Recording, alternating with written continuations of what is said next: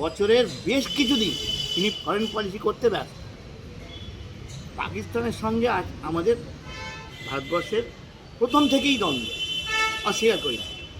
কিন্তু পাশাপাশি যতগুলো রাষ্ট্র আছে, পাশাপাশি যত আছে, আজকে কারোর সঙ্গে আমাদের সম্পর্ক ভালো।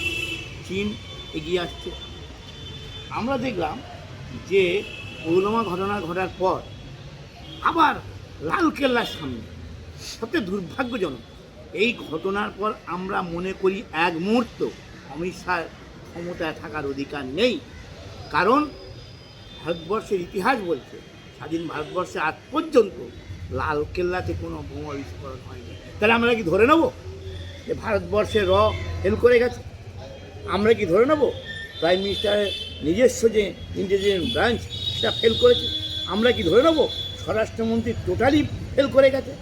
কেননা এত একটা ইম্পর্টেন্ট প্লেস যেখানে সব সময় কখনো ঘুরে বেড়াচ্ছে, কখনো প্রাইম মিনিস্টারের নিজস্ব ইন্টেলিজেন্স ব্রাঞ্চ ঘুরছে, কখনো ভারতবর্ষের বিভিন্ন ইন্টেলিজেন্স ব্রাঞ্চ সেখানে থাকে।